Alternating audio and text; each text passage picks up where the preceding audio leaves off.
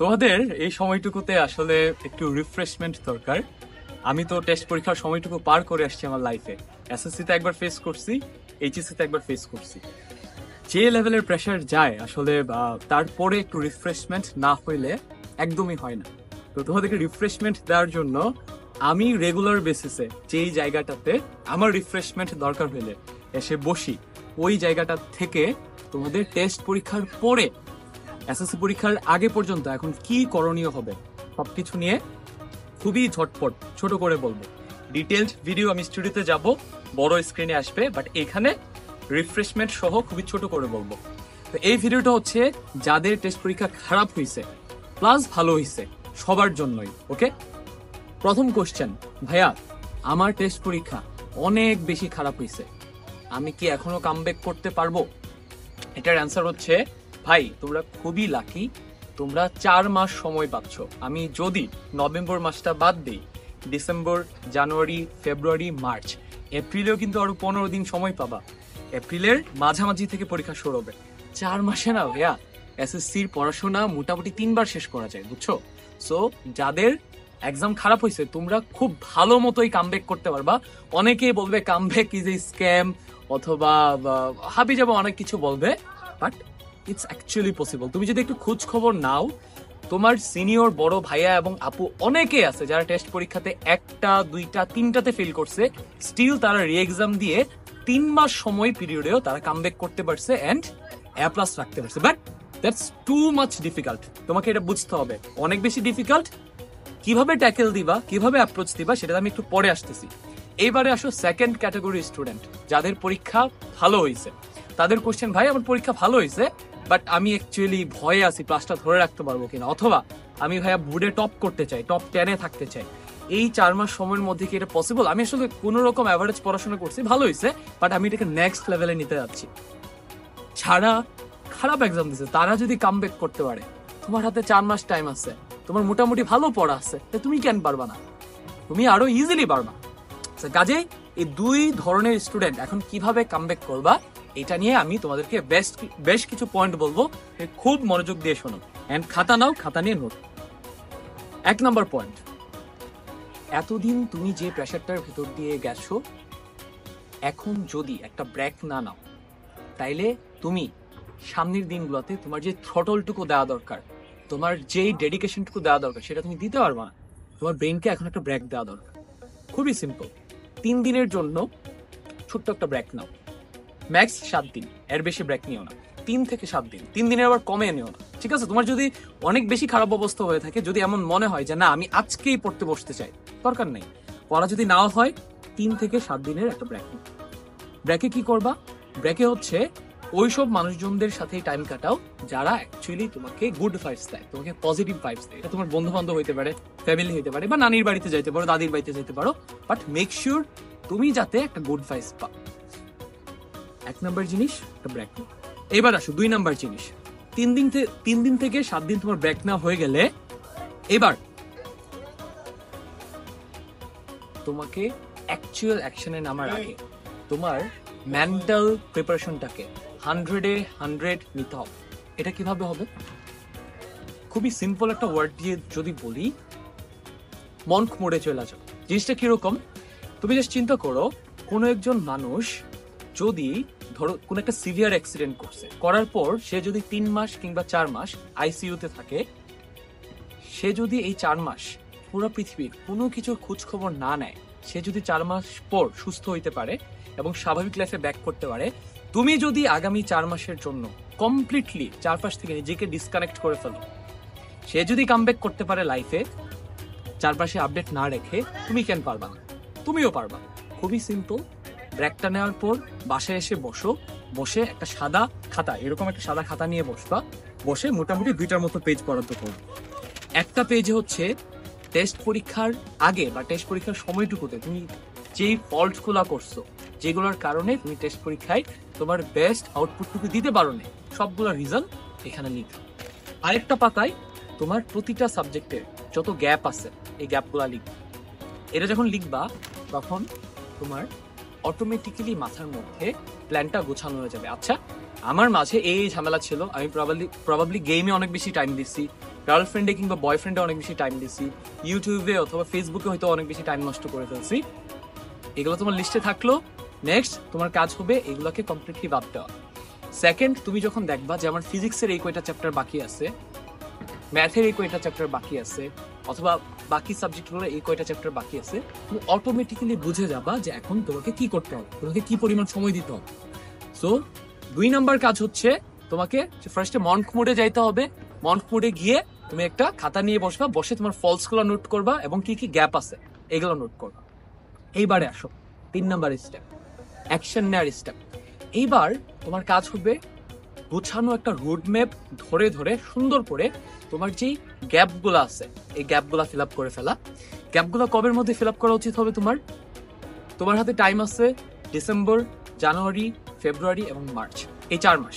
এর মাঝে তুমি যখন ভিডিওটা দেখতেছো নভেম্বরে মোটামুটি 10 দিনের মতো টাইম তোমার হাতে থাকে।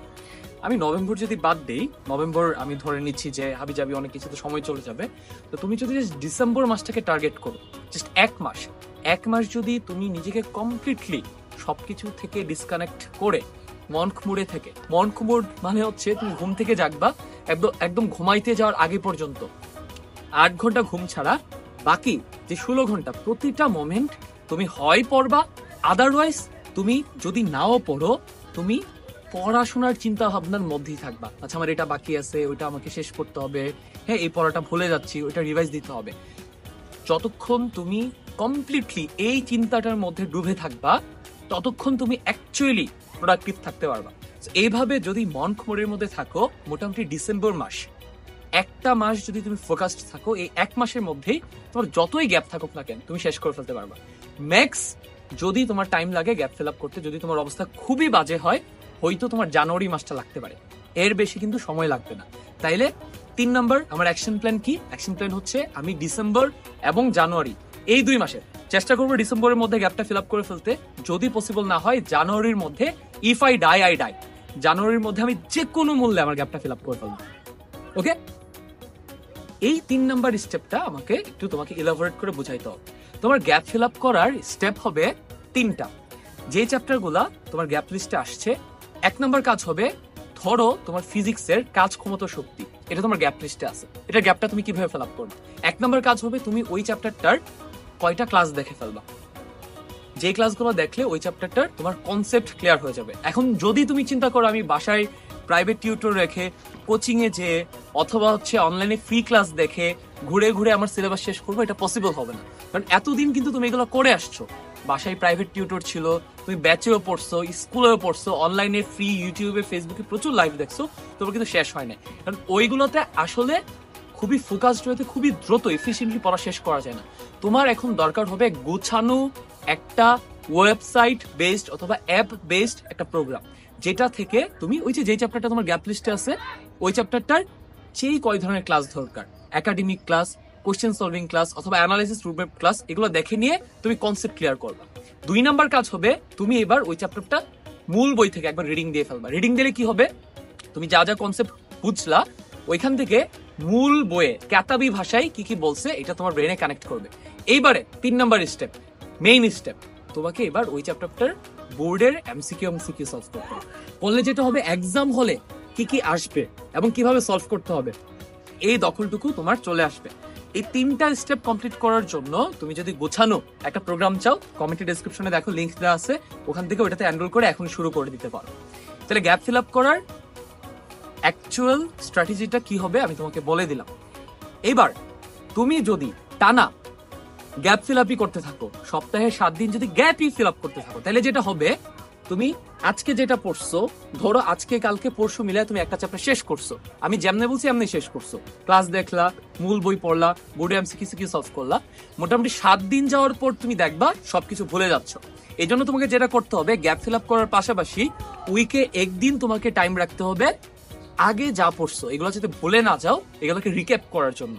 উইকে ওই 1 দিন তুমি কি করবা, তুমি যখন একটা চ্যাপ্টার 3 স্টেপে গ্যাপ ফিল আপ করতেছো তখনই তুমি বোর্ডের এমসিকিউ সলভ করার সময় খুঁটিনাটি সূত্র, ধ্রুবকের মান, কোন কোশ্চেনগুলো তোমার কাছে কঠিন লাগছিল বা ইম্পর্টেন্ট তোমার কাছে মনে হয়েছে, প্রতিটা টাইপ থেকে একটা করে কোনো একটা খাতার মধ্যে নোট করে রাখবা। তুমি উইকে 1 দিন তোমার যেই চ্যাপ্টারগুলো শেষ হয়েছে গত 1 সপ্তাহে বা 2 সপ্তাহে, তুমি আগের জাস্ট কোশ্চেন গুলো অথবা খুঁটিনাটি কি পয়েন্ট গুলো অথবা সূত্রগুলো জাস্ট রিভাইজ দিবা। তোমাকে আবার ক্লাস দেখার দরকার নাই, তোমাকে আবার মূল বইটা রিডিং দেওয়ার দরকার নাই।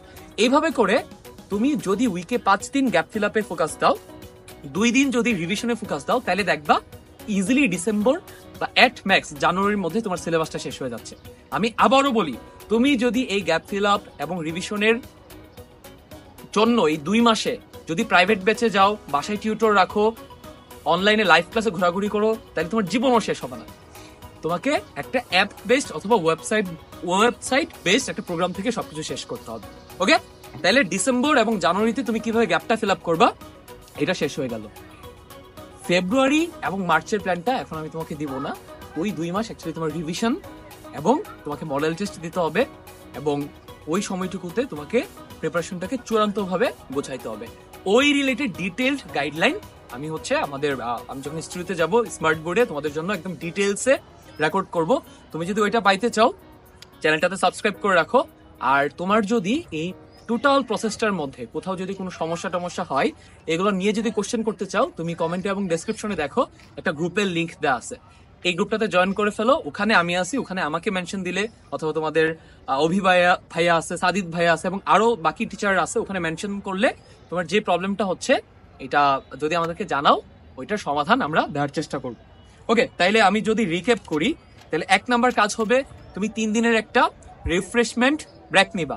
ওকে, 2 তুমি তোমার ফল্টগুলা এবং তোমার গ্যাপগুলা লিস্ট করবা। 3 তুমি জানুয়ারি এবং ডিসেম্বর এই 2 মাসের মধ্যে তোমার গ্যাপ ফিল আপ করার একটা টার্গেট নিবা, একটা অনলাইন প্রোগ্রামে ফোকাস করে।